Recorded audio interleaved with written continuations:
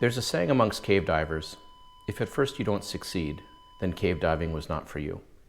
It's a joke, of course, but it's a dark truth that very few of us talk about. The reality is that for cave divers, mistakes can be costly.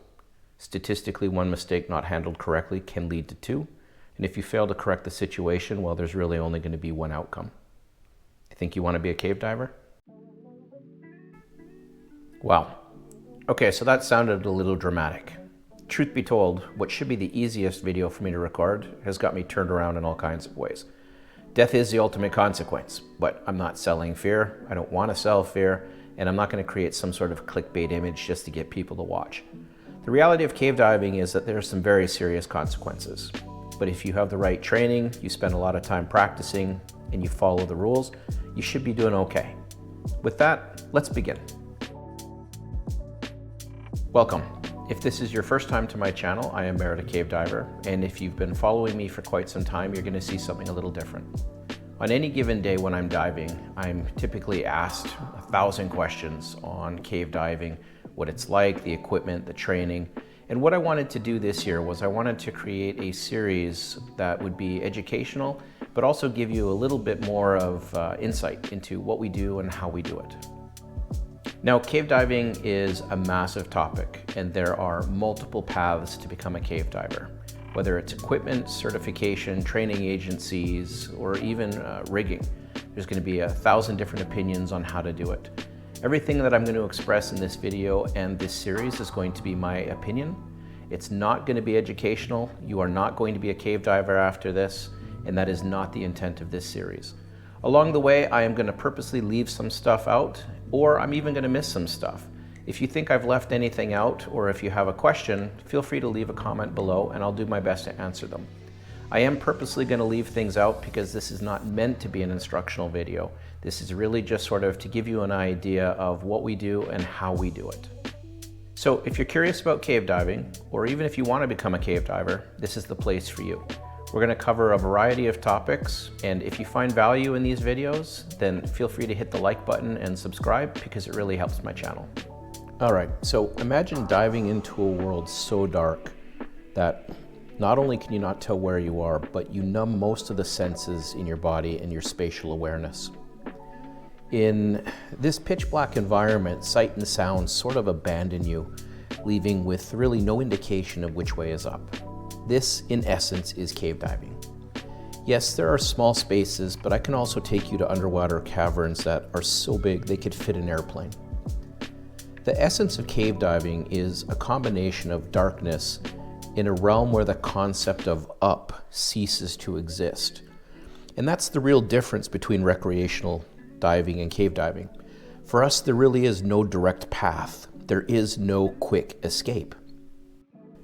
Because cave diving is distinguished primarily by the lack of a direct path to the surface, every dive for us is a commitment. And that means that we rely heavily on planning and safety. So let's begin there. You may have heard that cave diving is one of the most extreme and dangerous activities in the world, and that could be true. But that's really difficult to answer because statistics can say anything, and you really can't simplify something like this down to that. Risks within cave diving are significantly influenced by a diver's training, adherence to established guidelines, and the ability to control one's ego. Believe it or not, most cave diving accidents are linked to a lack of proper training or venturing beyond one's skill level.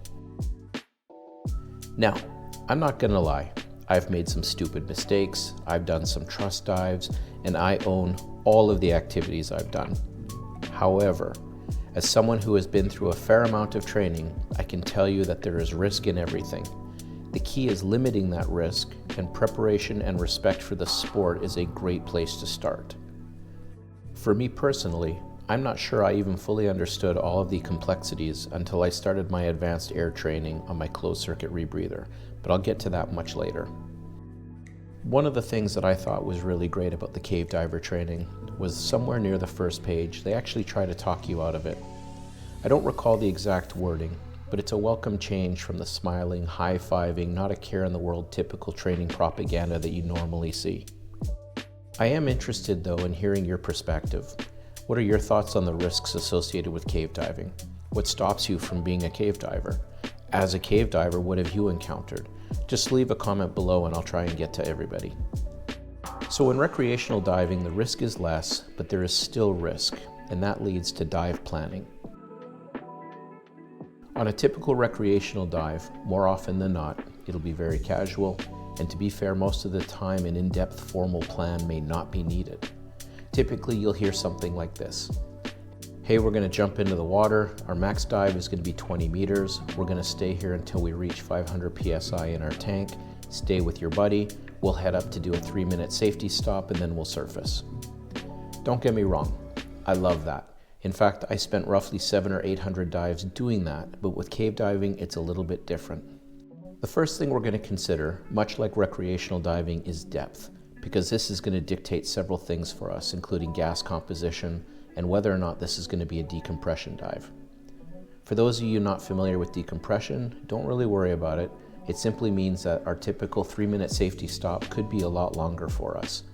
If we stay shallow, it's going to be 3 minutes, but if we go deep, it could be much longer, like 30, 90 minutes, even a couple hours. Like recreational diving though, our dive will be planned by depth and desired time at depth. Next, we're going to talk about the goal of the dive, and that is really going to dictate the time we're going to spend, navigational concerns, safety concerns, and other requirements. These will directly translate into the types of equipment decisions that we're going to make, how many tanks we're going to carry, and other factors. A better way to put this might be that dive planning for a cave dive is almost like dive planning in 3D versus 2D. Very rarely are our dives flat, meaning following one depth line. And more often than not, it involves turns down into unmarked passages. A lot of different things are covered in our dive briefings as well, but this is really just an extension of our dive planning process. Things like dive order, rolls, turnaround times, low gas markers, time to surface limitations, all of those play a part. If your head is spinning right now, don't worry about it. This is a little more advanced than I'm going to go into, but I wanted to paint a more accurate picture to emphasize the importance of our planning process. In fact, you might be wondering, how do we get to this point? And the answer is actually our next topic, certifications, training, and practice. Perhaps the biggest impact a recreational diver will notice between recreational diving and cave diving is the amount of training that you need to go through to become a fully certified cave diver. It's a little more challenging than some pool work and a couple dives, and for good reason. However, this is a huge topic, and I break it down into certifications, training, and practice because while they all sound similar, they're very, very different. I'll get into this a lot deeper in an upcoming episode, but just because you're certified doesn't mean you were trained well. And if you don't practice, both your certification and your training won't mean much underwater. To add some clarity to the topic, certifications are what you earn when you go through a course if you pass the requirements. And those are really just a generic way for people or dive sites to ensure that you have or at least have taken the base requirements. In a lot of cases, especially in the US, it's really more for legal liability than anything else. Training, on the other hand, is what you receive from a school and/or instructor. And let me tell you, not all instructors are equal. Once again, this is a much larger topic, and I will go into it in greater detail in an upcoming episode. Practice, which is my favorite by the way, is all on you. And in my humble opinion, this is what really counts. Every dive I learn something. I've yet to have a perfect dive, yet every dive I'm trying to do something better. When I'm diving with others, I'm learning. I'm watching people who are better than me, and I'm striving to hit that level of excellence. It's a bit of a different mentality than recreational diving, and this mentality is actually not centered around death or even the prevention of death. It's about the pursuit of excellence and proficiency. When you get into the world of certifications and trainings, it's a little bit confusing and it can be a little bit intimidating. It's great to have one school and it's great to have one path. However, it also doesn't have to be like that. I myself have certifications with various agencies because the type of training that I was doing in the place where I was just happened to line up. With the slide that I have on the screen right now, this is one agency. I do have some certifications with IANTD, but I found that this slide really sort of breaks it down into a more digestible format for you. As a recreational diver, in the upper left-hand corner, you're going to have open water and you're going to have advanced open water. During this time, you might go with nitrox. As you get into the world of cave diving or technical diving, nitrox is going to be a must. Then you're going to want to have your rescue diving, and you're going to move more into a specialty. For caving specifically, you're going to look at specialized cave diving courses. You're going to do cavern, intro to cave, full cave, and there's a variety of different courses out there taught through a variety of different schools. So it's hard to say specifically that this is what you're going to do, but this is a very good example of the very different paths you can go through. As you get more advanced in your training, you are ultimately going to need and acquire more equipment. So let's transition over to equipment at a high level and the equipment differences between recreational diving and cave diving. In the videos playing in the background, you've probably noticed that cave divers look a bit different than recreational divers. If you're hanging out at the cenote and a cave diver surfaces, the first thing you're going to notice is that we carry an excessive amount of gear and a minimum of 2 tanks. In Mexico, you're more than likely going to see them at our sides instead of on our back. In fact, when I'm diving solo, my standard carry is 3 air tanks and another 2 tanks dedicated to decompression. Once again, don't worry about the terms or the specifics. I'll be doing a deeper look into our equipment and show you how it all works. The video is just highlighting the differences between the 2 types of diving style, recreational diving versus cave diving. If you take a closer look, on each of our tanks you're going to see a dedicated regulator. It's the same as you would use in recreational diving, except in recreational diving you have 2 regulators attached to 1 tank. For us, it's all about redundancy.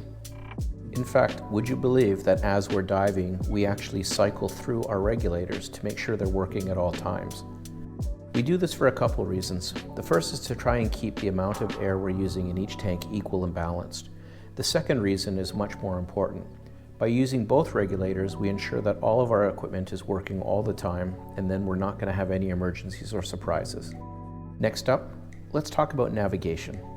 Navigation for cave diving, unlike recreational diving, is vastly different. I say that because most recreational dives don't really have a true navigational component in relation to how cave dives are structured. I want to be very careful here though. I'm not saying that you can disregard where you are during a recreational dive. That's not my message. There are consequences to all forms of diving, but I believe recreational diving requirements are vastly different than the requirements of a cave dive. So what do I mean by that? In a recreational dive, you will usually center around a reef or a wreck, or you may even follow a drift. You always need to be aware of your surroundings, but in a cave, it's a little bit more different. An explored cave will generally have a main guideline to follow, and it's inevitable that you're going to come across what's known as a T-intersection or a jump. This is a very important decision point. A jump can be easily ignored, no navigation requirement, but a T-intersection means you're going to have to make a choice, and that is usually a turn. Now you've just introduced a new variable into the equation and to your dive plan, one that you're going to have to answer on your way out. This shouldn't be too difficult if you've made one turn and you aren't experiencing any narcosis issues, but why take that chance? For cave divers, we use markers at every change in direction and additional equipment if we're going to make a jump. But let me stop there and define some terms for you. A jump will generally be indicated by a line marker on the main line requiring the diver to look around. Most commonly, and not too far off, you will see a marker and the beginning of another guideline. It's at this point we'll place a navigation marker on the main line indicating the way out, and we will tie another line from a spool we're carrying connecting the primary cave line to the secondary guideline. We do this to ensure that we always have a continuous path to follow back, especially if we lose all visibility. But let's not get ahead of ourselves just yet. In cave diving, navigation can become quite complex very quickly, so this is a critical skill to master and one of the reasons why training and practice are so important. I've made a couple small navigation mistakes during my time as a cave diver, And let me tell you, you adopt a really different mindset when you're at an intersection and all the rocks look the same. With that, I think we've covered all of the main differences between recreational diving and cave diving. If you're still with me, I appreciate it, and I hope you found this valuable. As we go forward together, I would like this experience to be fairly interactive. If you have thoughts, comments, or questions, please leave them below. I'm going to do my best to answer everybody, and there's a very good chance that something you tell me is going to shape our future episodes coming out. Thanks very much for joining me.